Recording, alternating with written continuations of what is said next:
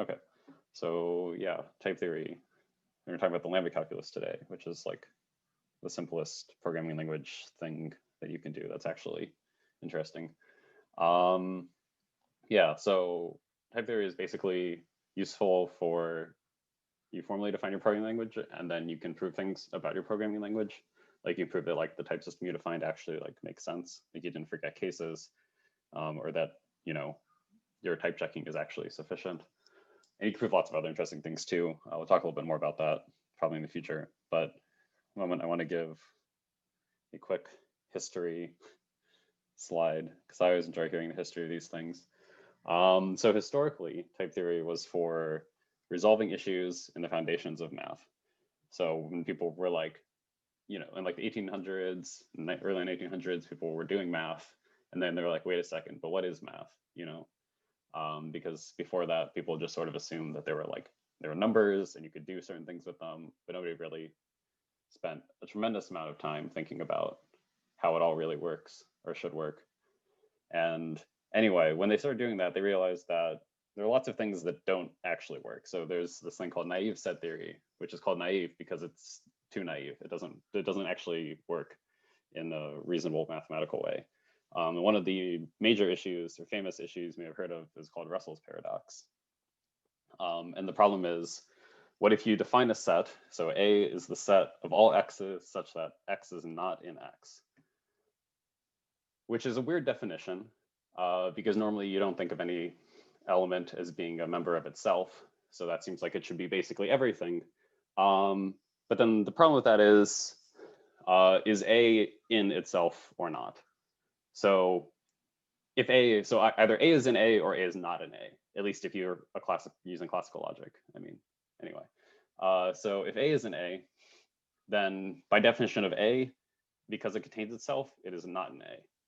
So that's already weird, but that means that A must not be an A, right? Hopefully this is making sense. But then if A is not an A, then that means by definition of A that A is actually an element of A. So regardless of which case we're in, so to speak, we get a contradiction. So naive set theory, you can like prove false, and then everything is true, and mathematics is kind of meaningless. So you have to put in a little bit more effort into defining what things are and what things are legal to even call a set. And one of the answers, I mean, this is a more modern encoding of it, but one of the answers to this is just to say, well, like it's not just sets, there's sets of values, so to speak. Well, that's what T represents. And then there's sets of values and so on. So if I say A is a set of T such that it contains all the X, which are sets of T such that X is not an X, then that is an okay definition. It will contain nothing because no set of T can contain itself, but that's fine. There's no contradiction anymore. Because A is not in the possible range of things that we're considering. So this is sort of a way that you can avoid Russell's paradox. The more common way in math is using this axiom or axiom schema called axiom schema of separation, which does basically the same thing in some sense. You can only build sets out of sets that you already know exist. You can't just take all the things that do some certain property. And that sort of resolves the problem. But it's a little, well, it basically is fine. It's just a little awkward to prove that some things are sets. Anyway, this is not at all why people use type theory today, basically. There's still a little bit of work being done on using type theory as an alternate foundation for mathematics, but mathematics has set theoretical foundations, and that works out just fine for almost everyone. But it turns out that type theory is very useful for talking about computations and programming languages and things like that. And that's really what type theory is for today. So we can show that the programming languages we define are type safe. Their type systems match the semantics of the language. When a program type checks, it also doesn't have type errors basically when you're running. And we can also check that programs satisfy other nice properties. For example, with a sufficiently strong type system, you can check that your programs terminate, or you can check that your programs don't, for example, lose money and stuff, like I was talking about with Samathi last week. And also type theory is functional.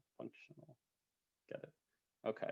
So this is what we're going to talk about today. Well, we'll see how much we get to.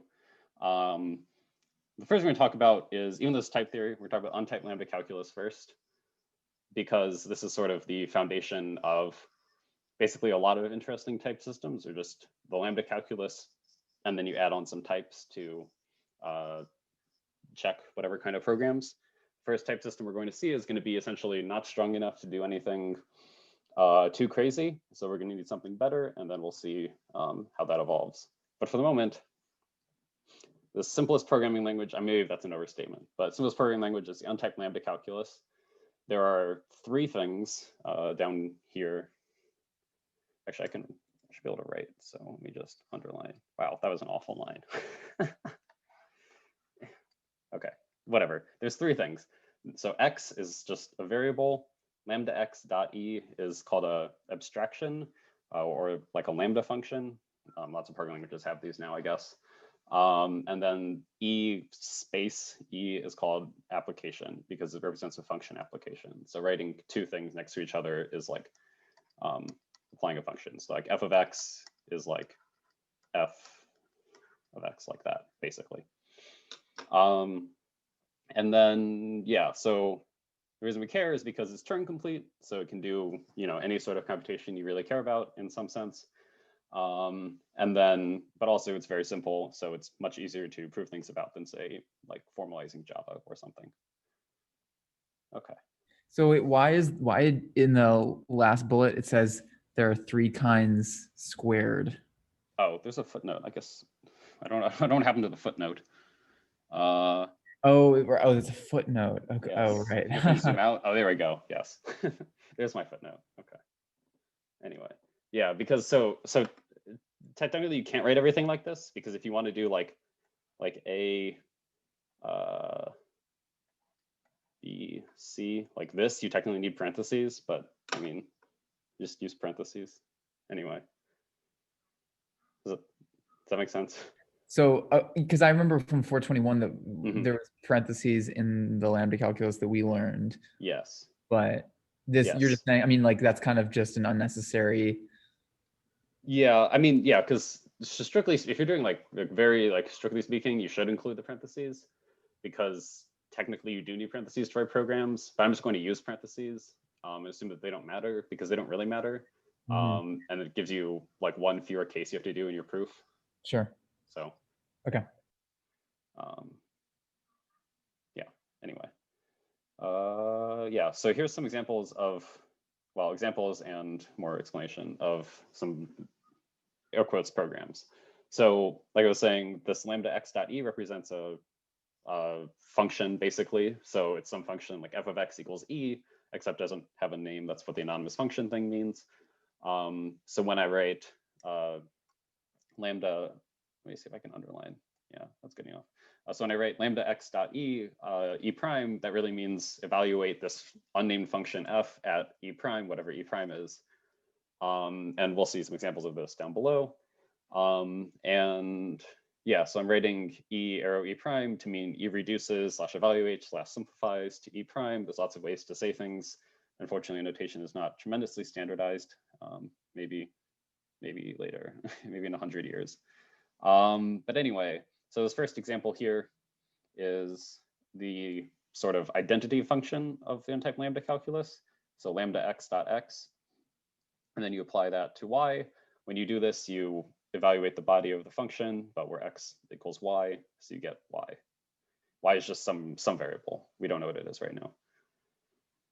And then here's a more complicated example. Probably not gonna do the third one because it's actually longer than I thought. But if there's confusion, I will go back to it. Anyway, so here we have some nested application and nested lambda functions. So we have lambda x and lambda y dot y. So this is a function essentially of 2 arguments and just ignores the first one and returns the second one. So when I apply it to a, the a would replace all the x's, but there's no x's. So we just get lambda y dot yb, which is basically the same as this, just different names. So we apply b, or this function to b, and then we get just b. And this one is more, but it evaluates to just b at the end. I'll put up the slides so you can look at it, but I just want to move on, I think, unless there are questions. Okay. So now let's just talk briefly a little bit more about what you can do with the n-type lambda calculus. So the previous examples I showed probably look very useless because they kind of are. But you can do, like I said, you really can do everything in the n-type lambda calculus. You can code recursion, you can encode numbers, natural numbers, floating point numbers if you wanted, anything like that. You can do Booleans, you can do lists, you can do anything.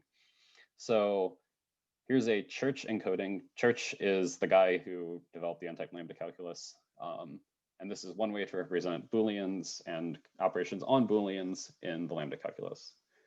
So we represent true as a function of two arguments, x and y, that returns just the first argument.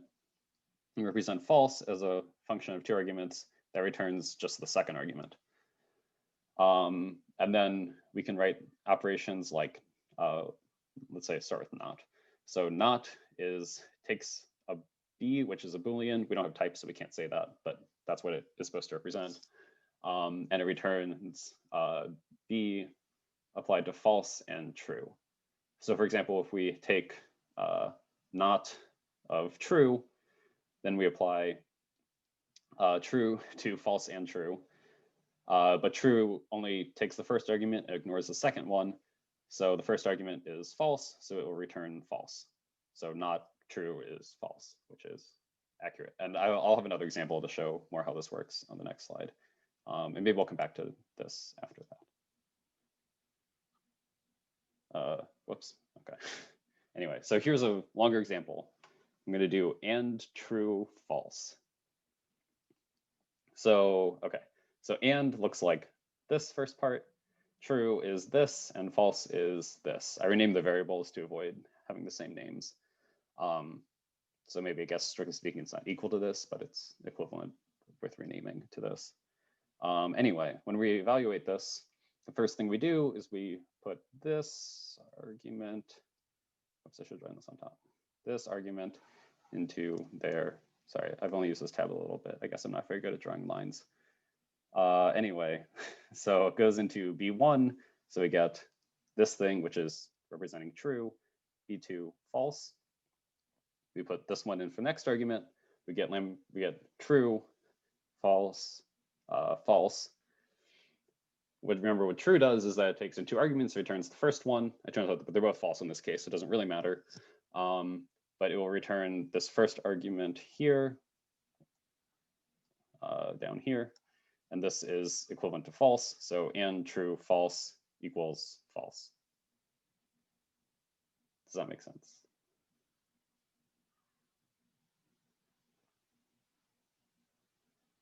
Wait, can you clarify like the function notation a bit? Like I'm having a hard time kind of like reading these, like figuring out what each of these represents.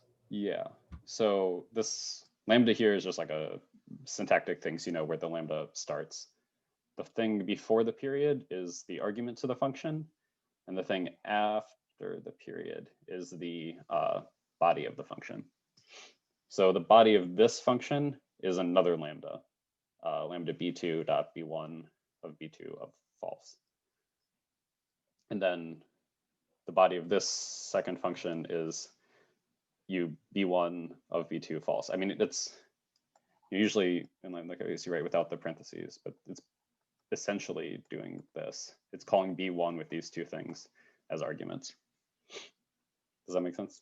Okay, wait, but if there's no lambda before the b1, wait, like what does the function b1 like mean?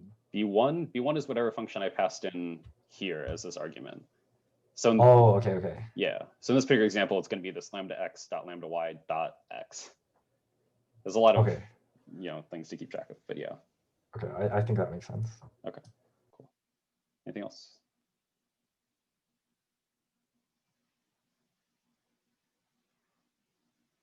Okay, so as a test, well, I don't want to say test, as a fun challenge, would anybody like to define OR?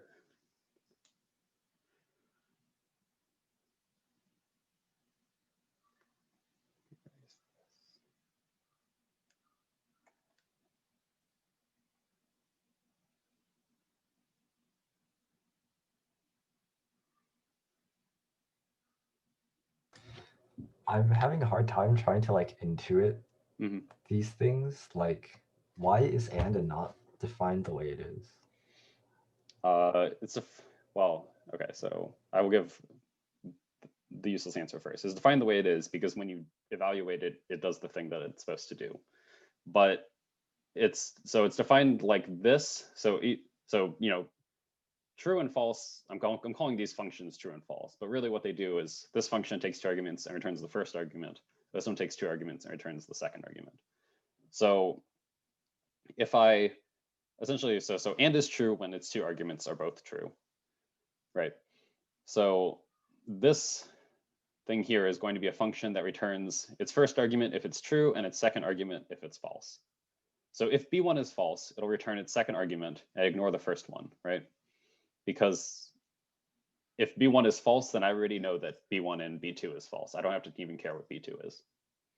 Okay.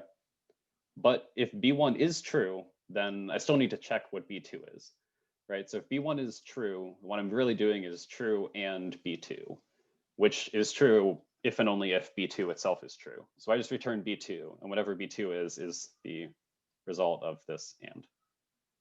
Does that help? Okay, I think in this specific example, it does make sense. Yeah. Yeah, and then for not, it's sort of a similar idea. So B is, again, a function. It takes 2 arguments and returns the first one if it's true and the second one if it's false. So if B is true, it returns its first argument, which is false. And if B is false, it returns its second argument, which is true. So it has the effect of inverting B. Okay. Yeah. So yeah, it requires some mental perspective shifting to get to understand what this is. But yeah. Let me start by just saying it'll be lambda B1 dot lambda B2 of something. So you have to take in 2 booleans. Well, there might be a more efficient way to write this actually, but you have to take in 2 booleans and do something with them so that this or will return true if either one is true.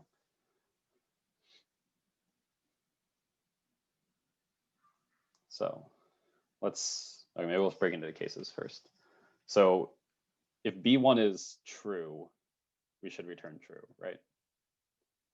So how do we do that? Just that part by itself. I mean, you could and B1 with true. Yes, you could. That's probably a convoluted way of doing it, though. Yeah. I mean, that definitely works. I don't know if you can build. Wait, we could just do B1 directly? Could we do like B1 just directly? You mean like just return B1? I mean, I guess like for this component, right? Yeah, for this component, yeah. You could. I guess, yeah, maybe my question was poorly posed, but I guess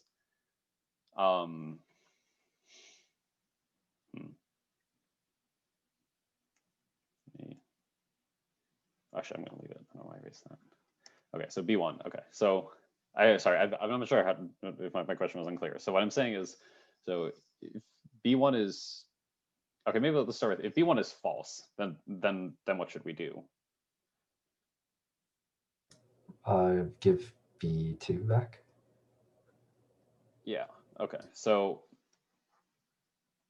this is what happens if B1 is true. So this is if true, and this one is if false. Okay. Oh, my handwriting is too bad. So what should we put here, and what should we put here? True, and then B2, right? Yeah. Because if B1 is true, then it doesn't matter what B2 is. We can just return true immediately. And if B1 is false, then this will only be true if B2 is true. And it'll be false if B2 is false. So we just return B2. I hope that makes sense. Yeah, makes sense. Okay, cool. Let me just move on. Okay, so yes. So I decided to leave off the formal rules for evaluation because I suspect it may be more confusing than just doing examples, but we do need to talk about it. So we're going to talk about it now. So here's one way to write these rules. These are the same rules we've been using to evaluate things. You put in arguments for the lambdas, and just keep applying things until you can't apply things anymore, but written out more mathematically. So we have 3 rules. This one is generally called congruence. Often there's a lot of kinds of congruence, but in this case, there's only one. This one is beta reduction, and this one is alpha reduction. So what that means is, oops. Okay. What that means is, so this first rule, what it says is E1, E2 reduces to E1 prime, E2 if E1 reduces to E1 prime. So if we're doing, let me find an example. So if we're doing, for example, like this, we can't directly apply on the outer layer, but we can reduce this little sub-expression here. And that's what we did, because this is E1 and we can reduce it to lambda y dot y. So we did that. Yeah. And then here is beta reduction. So beta reduction is just apply a function. I'm not really sure why it's called beta reduction, but it is. So if we have a lambda x dot E1 and we're applying some argument E2, it beta reduces to E1 where we substitute E2 for x. That's what this notation means. And as I note up here, there's a lot of ways to write this. You can write E arrow E prime. You can write x slash E prime, which, as you'll notice, the exact opposite of what I have here. That one's by far my least favorite, but some people do that.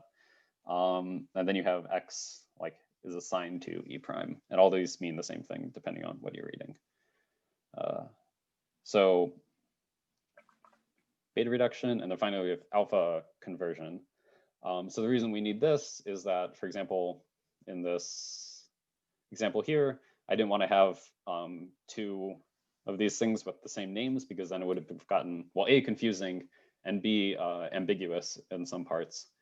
For example, here would have been lambda y dot lambda z dot, or dot lambda x dot lambda y dot y. And then the y is not clear which y it refers to. So you need to rename. I just renamed before because I didn't want to have that issue, but you do technically need a rule to let you rename things. So I use that sneakily, so to speak. Anyway, so all I'm saying is you can take some lambda x dot e and convert it to lambda y dot e, where all the x's have been replaced by y's, if y is not free in e. So what that means is essentially y doesn't appear in e at all, unless it's under a lambda. If it's under a lambda, then it's okay. It should be okay. Do I need a stronger condition? I should just say if y is not in E, because that's definitely safe. Okay, so if y does not appear in E at all, then you can just rename x to y, and you get an equivalent function, but now it has a different name, so it won't be any name collisions. Does this all make sense? Yeah, I vaguely remember free variables, but what are you thinking about it being like under the lambda? Oh, like so yeah, I'm saying, so if E looks like lambda y dot x, so what I don't want to do is, or let's say like this. So lambda x dot xy. So you're applying, so x is gonna be some function, and then you're applying this argument y to it. So what I'm saying is, if you rename x to y in this case, then you'll get lambda y dot y, which is not the same thing anymore, right? Even though y is not free because it's bound by this. So I just want to avoid this confusion by just saying that y can't appear in E at all, because that's definitely safe. And we have infinitely many variables. You just make it x prime or something, and that's safer.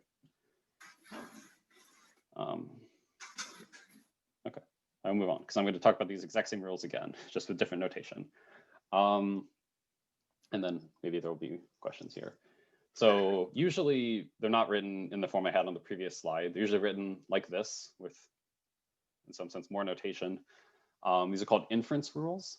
I don't remember if we talked about these before at all, but what this essentially means is, or what this is there's a bunch of premises. Those are the things above the line. And then there's a conclusion, which is the thing below the line. And then this whole thing, wow, my goodness. This whole thing, yeah, is an inference rule. So it has premises on top, conclusion on the bottom, and a name to the right or the left.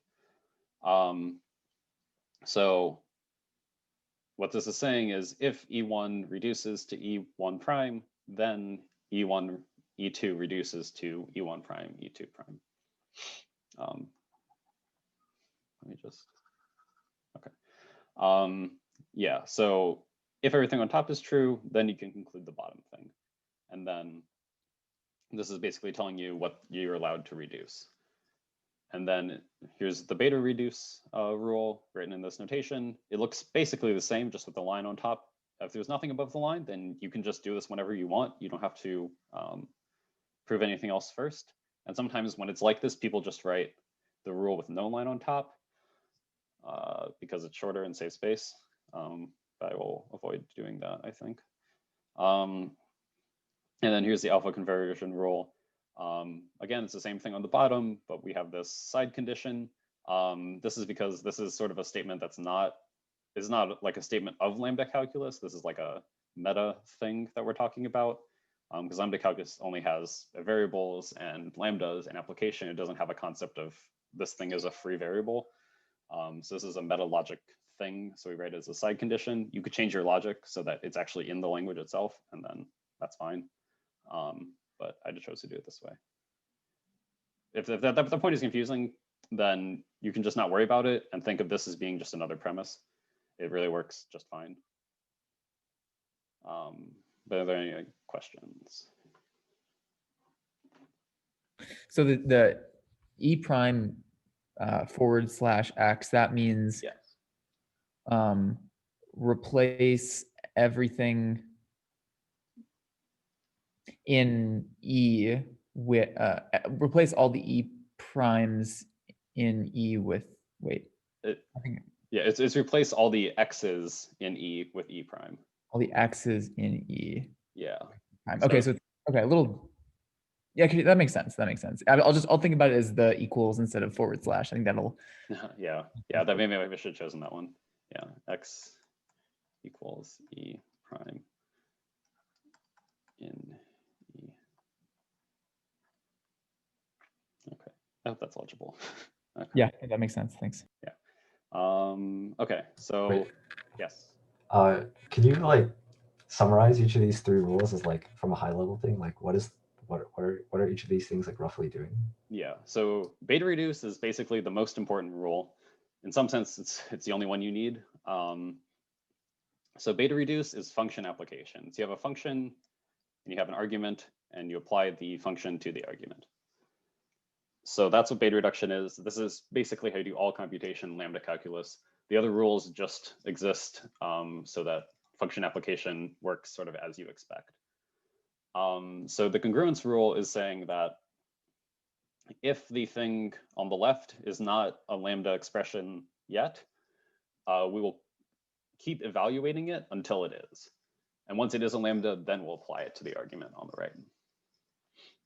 And then this alpha conversion rule is saying that, if it would be confusing basically to have this, if you have like two lambdas that have the same variable in them, you can rename one of the variables as long as you name all the occurrences in the body. And that's just basically to avoid confusion. Okay, I think that makes sense. Okay, cool. This is the last slide about untyped lambda calculus. So I hope that made sense because it will be necessary to understand the simply typed lambda calculus. Okay. I think I know the examples are probably complex, but maybe if we have some time, just walking through an example of how you'd actually apply one of these rules? Yeah, I should have put one in. Yeah, maybe I will take one of these examples and write it out with the rules. I should put like an empty slide in here so I could just write on it. But okay. It's all good for now, though. I just think maybe, following up after the meeting or something with a work, sure. Like just something like that. I don't want to throw you off your game. Yeah, no, I mean, it's fine. I don't have that much of a plan. I just have slides. Okay, so well, yeah, we can do that after. Anyway, yes. So now we're finally going to talk about types.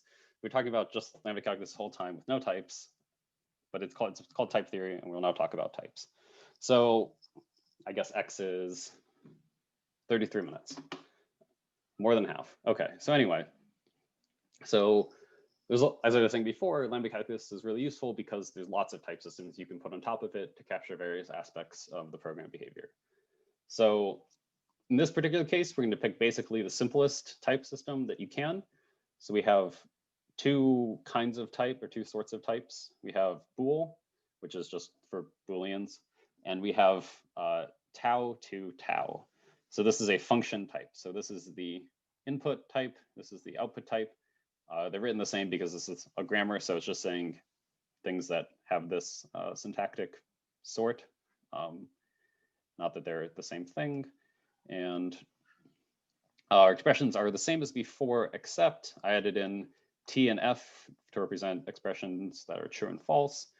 And I added in this here. So now instead of lambda x dot e, we have lambda x of type tau dot e. And this lets us say, what is the input type to this function? And the reason I added bool is because if we only had function types, there would be no types, because if you have some function type like tau1 to tau2, tau1 and tau2 both have to be something. But the only thing we have is function types. So this one would have to be like another function type, tau1 prime to tau1 double prime, arrow, like dot, dot, dot. You just have arrows all the way down. You never be able to write a type. So anyway, we have Booleans just because I want to actually do something. And I added true and false because otherwise this bool doesn't really make any sense in the language. Well, you could probably, anyway. If that point doesn't make sense, then this is a language with Booleans and functions, and that's sort of the important thing. Okay, so yeah. Okay, so here's reading out, I think, all the syntax, because this is something that sometimes doesn't get explicitly mentioned, but can be very confusing. So x colon tau means x has type tau. Gamma x, this thing is called a turnstile. E colon tau means in the environment gamma, this is a capital gamma, E has type tau. This thing is sometimes pronounced proves, but that's more of a math usage of it. Yeah, gamma is called a type environment. It's a list of pairs of variables and their type. So we're saying, so x1 has type tau1, x2 has type tau2, etc. Xn has type tau(n). And to type check our simple language, we're just going to give one type rule for every sort of expression. So we have true, false, variables, lambda abstractions, function application. So we'll have 5 rules, one to check each type of thing. And this is sort of an example of a function in the simply typed lambda calculus. Before, the identity function in untyped lambda calculus was just lambda x dot x. Now we have this identity function specifically on Booleans, because now all our functions have types. Whereas this, you can put anything in for x. This thing in this one, you can only put in Booleans for x. And we'll see how to get back the identity function that works on everything probably next week. Yeah. Any questions?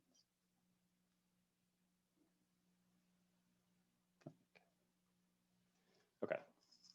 So the first we're going to talk about are the simplest rules. These are for checking the Boolean constants. So let's focus on these. Oh my goodness. Okay, focus on these top 2 rules first. So this rule I'm calling true, this rule I'm calling false. With no premises, I can conclude that the Boolean constant true is of type bool.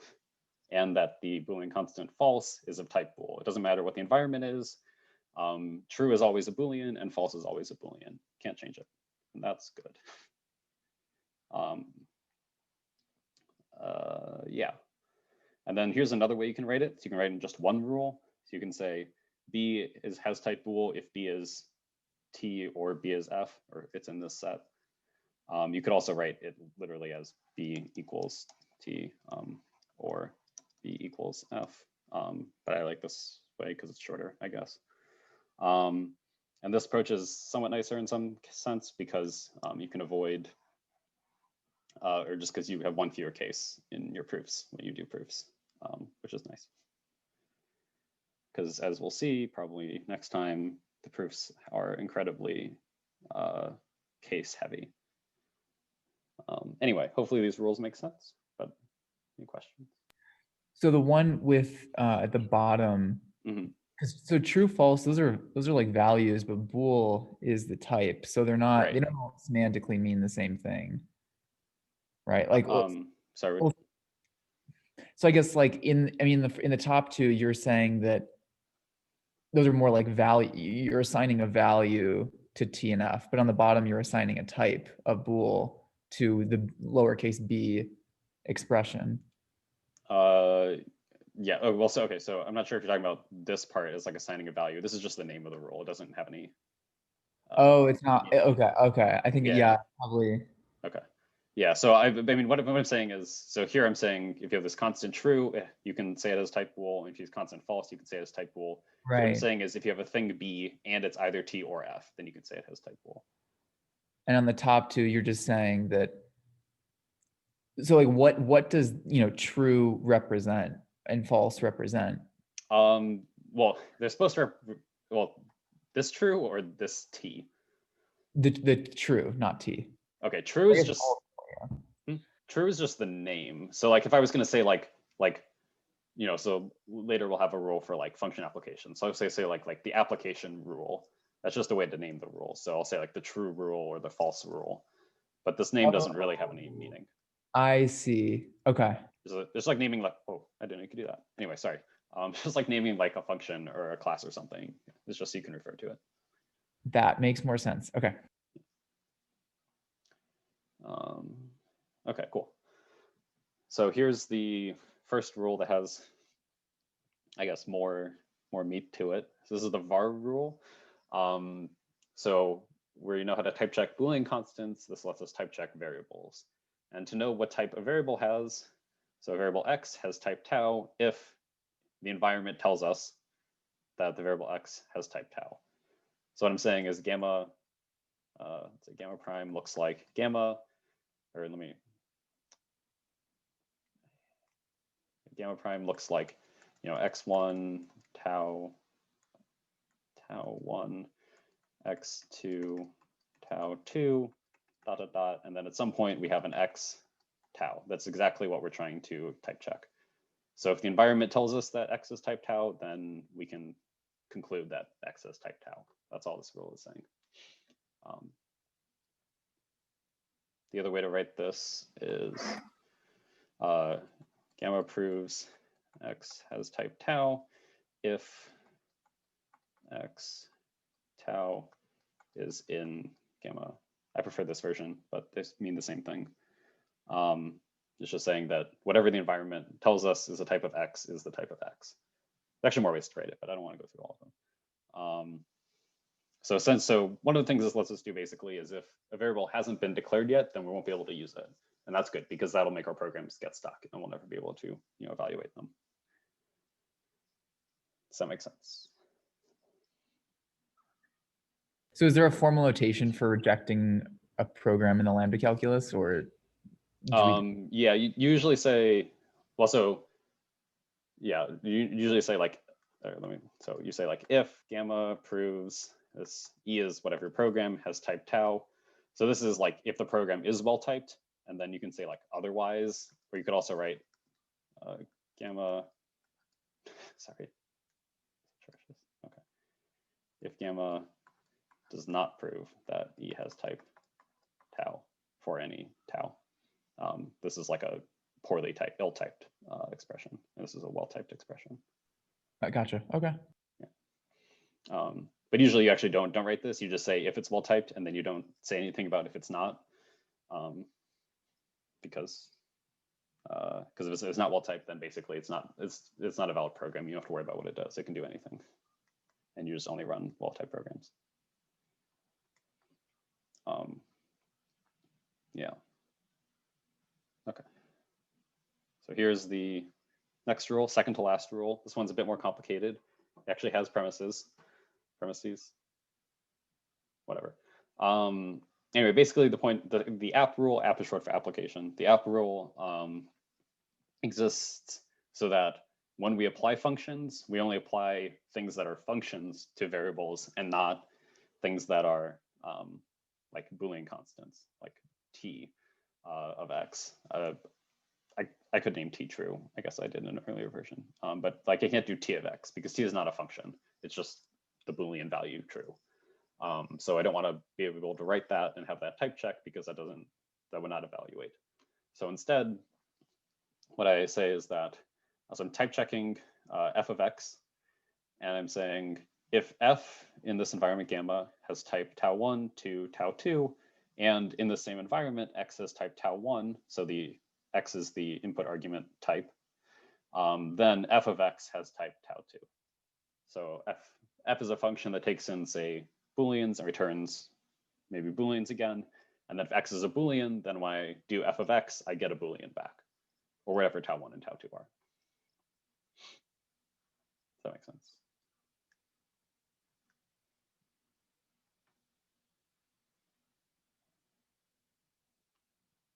Okay. Also, if I've like moved on and you had a question on a previous slide, feel free to ask. I don't want to like cut off questions by moving to the app rule, it only applies, I mean, it's in this, it's under the section of typed Lambda calculus. Yes. So is it because like with that, I mean, it's kind of implicit in an untyped Lambda calculus. We don't need this. We don't really need this rule. You know, the untyped Lambda calculus doesn't have any type rules. Right. So basically the problem, or one of the problems you could say there is with the untyped Lambda calculus is that you can run programs that will not actually like fully execute, right? So I can write x of like lambda y dot y or something, right? And this is a program in the untyped Lambda calculus that, you know, I could try to run, but I'll just immediately not be able to do anything with it. Mm-hmm. And so this is sort of like a poorly formed program because I don't even know what x is, right? It may not be, maybe a function, might not be a function, but I have no idea what it is. I see. Okay. Yeah. And this type system lets us say, well, this is not a valid program because I don't know what x is. And potentially because x is not a function.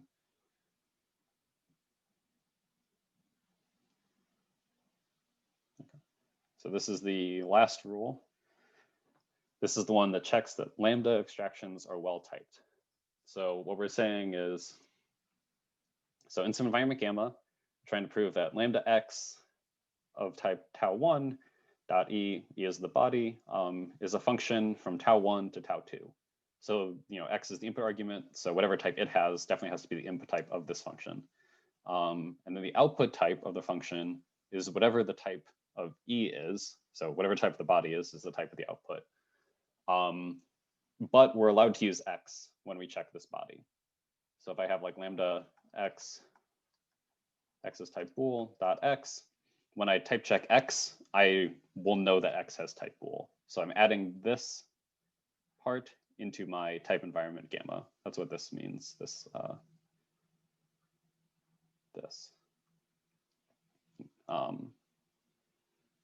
Yeah.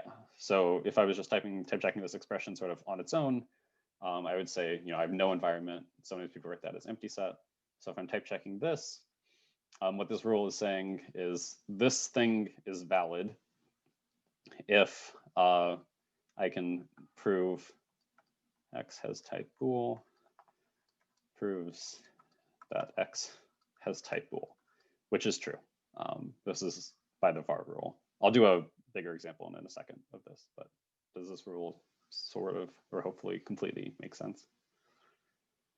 Can you repeat what the turnstile does? Turnstile, yeah, turnstile.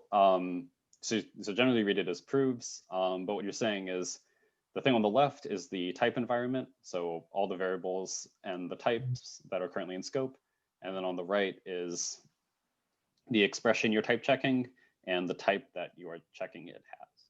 Gotcha. Okay. Okay, so here is this is called a proof. Yeah. Oh, sorry. So for this last slide, what's the notation like if we have can you like wipe the red circle on the top part of the expression? Yeah. Okay, yeah. So what is the meaning of gamma, like comma, like X is defined as this one? Yeah, it's saying that we're like, so gamma is a list of, or it's like a mapping variables to their types. I'm saying like add to the map X has type tau. So okay, maybe if gamma is like a map in, I don't know, whatever language, in like Java, you could write like gamma.put X tau. Okay. Yeah. Makes sense. Okay, cool. I mean, I guess you couldn't literally write that, but you know. Yeah. Anyway, yeah. So this is an example of how you use these type rules to type check a program. So this is called a proof tree. And the way it's read is the bottom thing is the thing we're trying to prove, and then each stage is providing intermediate justifications. So this bottom thing we're trying to prove is in the empty environment. So with no variables declared, we're trying to prove that lambda x of type bool dot t applied to f has type bool. So hopefully it makes sense that it does have type bool. But to prove it, we need to use the rules as we defined them before. So what we're going to do is look at the app rule. So the app rule says we need to prove that f is a function from tau1 to tau2, and we need to prove that x has type tau1. So in our case, tau1 is bool. Tau1 is bool, and tau2 is also bool. So we need to prove that this function here, this is f, this is x. So we need to prove that f has type bool to bool, and we need to prove that x has type bool. So to prove that x is type bool, for the f has type bool, again, we use this same empty environment. And to prove that it has type bool, we'll just use this bool rule, because if you recall, the bool rule, it says if b is t or f, then you can just immediately conclude that b has type bool without caring what the environment is. So we use that rule to prove that f is type bool. And then for this function f, lambda x dot t, or lambda x of type bool dot t, I want to prove it's a function from Booleans to Booleans. To do that, because there's only one rule that could possibly apply, because it starts with a lambda, we need to use this abstraction rule. And we need to prove that given that x has type tau1, then e has type tau2. So given that x has type bool, this shouldn't be t, and this should be bool. If it had been lambda x dot x, then the other proof would have been right, but I guess I changed it. So given that x has type bool, we can prove that t has type bool, again, by the bool rule. It's okay that we didn't use x. It still type checks just fine. This program is kind of dumb because it just always evaluates to true, but it is valid. It's valid in the sense that it evaluates reasonably. I tried to put a bigger example on the slide, but it did not fit because these things get huge. But hopefully this makes sense and explains a little bit about the rules.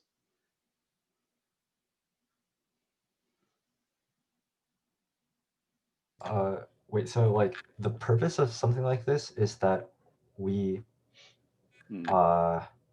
we verify everything in like the top portion, and then we are able to conclude using like the app rule that the bottom is true. Yeah. So the way you typically build these up is you go backwards, because you're saying like, I want to prove that this is true. To prove that this is true, I need these two premises. To prove these premises, I need to prove this. And then at some point, you want to hit something where there's no premises so that you can actually stop. Okay. Yeah, and the whole point of doing this, basically, this is like type checking. If there's a proof tree like this, then the program type checks. If there's not a proof tree like this, then it does not type check. So this is in some sense the type checking algorithm. I'm going to show you an actual type checking algorithm in like a real program in a second, but this is the this is the mathematical certificate that tells you that your program is well typed.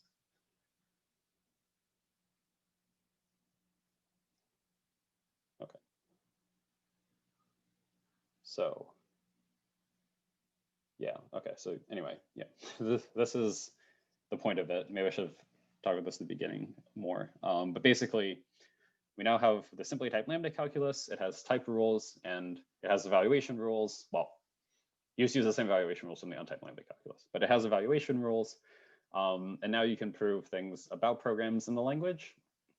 You can prove that they evaluate to whatever. You can also prove more like bigger theorems, like if the program type checks, then it evaluates to some value.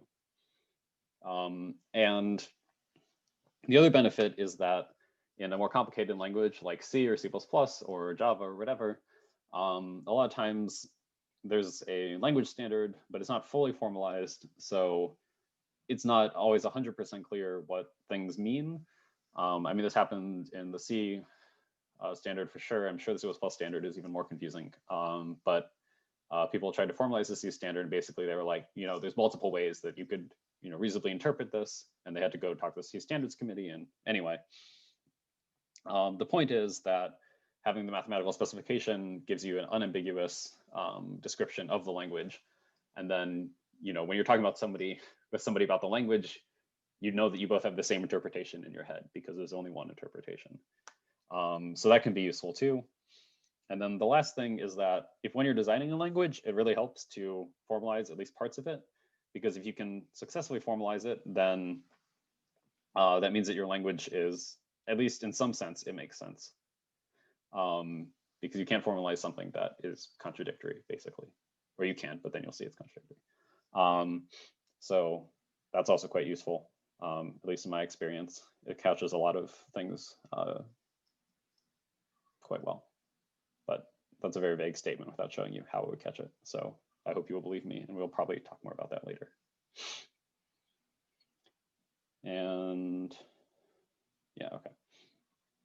So yeah, there's some very quick comments about the simply typed Lambda calculus. One is that it's weaker than the untyped version, and that you can no longer write every program in the simply typed Lambda calculus. In fact, you can't write like most programs, because every program in the simply typed Lambda calculus will terminate, which is beneficial for some purposes, but not for general computation. And the problem is that we reject way too many valid programs. So like I was saying before, if I have a program like lambda x bool dot x, this will work for any x, not just Booleans, right? I mean, it's true that if x is a Boolean, then this program will evaluate correctly, but it's also true that if x is anything, this program will evaluate correctly. So I won't be able to type check lots of valid programs just because I don't have expressive enough types. I can't say x is of any type. I can only say x is bool, or x is a function from bool to bool, or some combination like that. And to get more valid programs, we need a more complicated type system. So next time, I think we're going to talk about system F, which lets you get polymorphism in the sense that you can have, a function of any type. You can say, for all t, this thing is a function from t to t. So that would be the identity function. But you can have more interesting functions that do things like build pairs or lists and so on, which really gives you a lot more power. But it's not all bad, because we get some nice properties of our language, which we'll prove some of later. So for example, like I was talking before, all the programs will evaluate to a value. In particular, it's called strong normalization, because it actually doesn't matter the evaluation strategy you use, you always get the same thing. So that's quite nice. But I'll talk more about that in a little bit. I just want to briefly show a sort of real programming language implementation of a type checker that checks this stuff in Haskell. If you don't know Haskell, I hope it still makes sense. I'm happy to explain. So what we're going to do is, Why does this even say that? Types. Okay. Anyway, so we're going to write a type checker in Haskell. So we have types that represent types, which I call ty, and expressions, which is expr. So ty is either b, that's short for bool, because bool already exists in Haskell, and I didn't want to write out Boolean. And then we have func from a type to another type that represents the tau to tau. We also have the type of expressions, which is either true, false, a variable represented by some string, a function application, or a Lambda abstraction. So this string is x, this thing is tau, and this is e in Lambda x type tau dot e. We're also going to have environments, which we're going to represent by functions from strings to maybe a type. So if the type is in the environment, then it will give us an actual type, and if it's not, it will tell us nothing. This is an easy way to do type environments, but it's a little different from how I showed in the type rules. And then the main function we're going to define is called check. So check takes in some environment, this is gamma, some expression, this is e, and then returns a type tau if e has type tau for some type. And if it doesn't, then it will return nothing. And that means that the program did not type check. So hopefully it's clear what the setup is, at least. So I'm going to define this function check by cases. This thing is our program. This is the E. So if it's T, then we get just bool. This means that it type checked. So just basically means it type checked, and bool means that its type is bool. Is just a type constructor?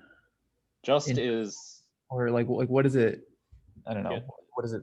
It's a constructor. It's a data constructor technically, not a type constructor. Oh, yeah, it works on values, not types. But yeah. No, F is, yeah. So F also has type bool, and then some variable X has whatever. So we use gamma to look up X, and whatever gamma says X, whatever type gamma says X has is the type of this variable. So if X is in gamma, then it will give us some type, and if X is not in gamma, it will give us nothing. And now here's, I don't want to put these both on one slide because these are both the most complicated rules. But anyway, so if we're checking that some function application f of x has some type in this environment gamma, what we do is we type check f, then we type check x. And if f is a function type, so it's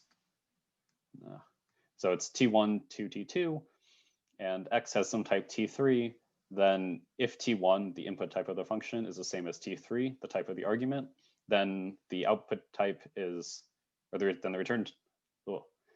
the expression has type t2, where t2 is the output type of the function. And if they don't match, then it's nothing because it doesn't type check. And if either one of these things, either f or x, fail to type check, then the whole thing is just nothing. And then for Lambda abstractions, so x is the input argument, t is its type, body is the body of the expression. What I do is I create a new environment. So for so to look up some variable y, if x is equal to y, that is, you're trying to look up x, then you just return whatever type we said x has.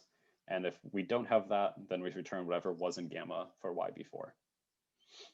Then we check the body with this new type environment. And if we get some type, then we know that this expression, this Lambda abstraction, is a function, and this is its type. It takes in some argument of type t and returns some value of type t2.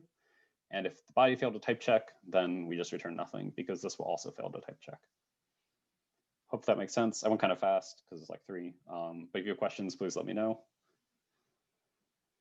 Otherwise, we will stop there for today. I forgot how easy it is to define like these constructs in a functional language. I like really miss using this over C++. Yeah, it's nice. Just switch to Haskell. You just write all your code in Haskell. Is there a Haskell to C++ transpiler that I can use for one of my courses? Yeah, I don't know. I'm sure somebody's tried.